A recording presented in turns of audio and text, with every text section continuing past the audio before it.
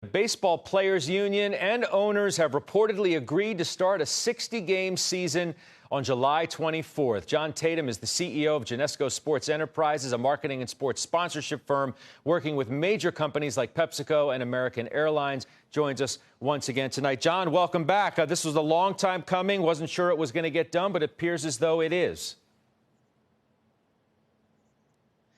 Well, Scott, it's great to be with you tonight. And I'm excited because after 104 days after 3/11, the day the sports world stopped, it looks like we're finally getting back to sports. So the players are going to report on Wednesday, July 1st, to their local ballparks. They'll have about 3 weeks of spring training, pick up where they left off on, March 12th, March 13th, when the season and spring training got suspended. And then we'll play ball the week of July 20th, kick off 60 games. The teams will be regionally positioned. So you'll see the National League Central and the American League Central will play a schedule. The American League East, the National League East will play schedules regionally. And then we'll end up on September 27th, and we'll start the playoffs, hopefully 28th, 29th, and wrap up the World Series by the end of October. What are you hearing? What are you hearing tonight from your plan? I'm sorry. What are you hearing tonight from your major sponsors, and what is the impact going to be to sponsors now? Well, there's going to be a lot of impact to sponsors. So you've got a couple of new ballparks, Globe Life Stadium here in Texas, North Texas, where I am. Virtually a brand new ballpark. American Family Insurance is the new title sponsor of the Brewers ballpark in Milwaukee. And there's not going to be any fans in the stands. So at least not to begin the season the week of July 20th. Now, they're going to leave it up to the governors to determine how they allow fans and spectators back into the stands. And you're going to have the active governors like Governor Abbott here in Texas. I'm sure that he's going to allow fans in the stands at Globe Life and for the Rangers and the Astros.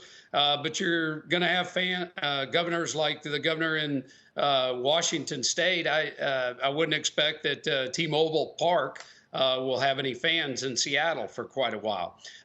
The MLB All-Star Game was scheduled to be played in Los Angeles at Dodger Stadium in mid-July. Obviously, that's not taking place.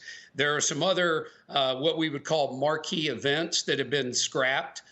So the international series last year, you remember the Yankees and the Red Sox played in London, which was a great experience. This year it was scheduled to be the Cubs and the Cardinals playing in London. That's been canceled for this year. Puerto Rico games have been canceled.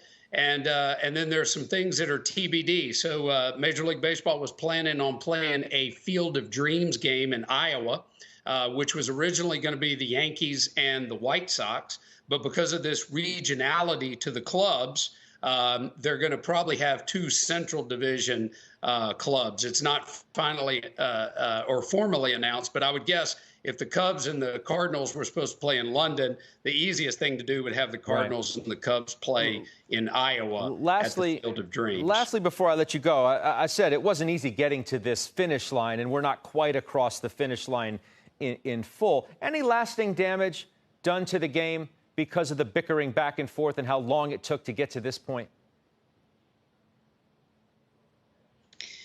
That's a great question, Scott. I'm nervous, depending on the quality of product they put on the field. I think the fans will definitely come back in terms of viewership.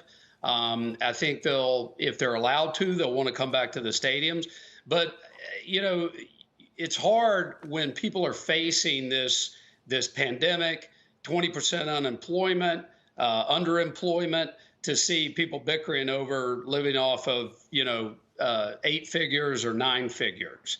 And, I can understand both sides of the argument. There's only 2 more years under the current collective bargaining agreement, this season and next season, the 2021 season. So the Players Association was very reticent to go down the path of any kind of salary cap, if you will. And certainly the owners, I think, were very accommodating to pay the players a pro rata of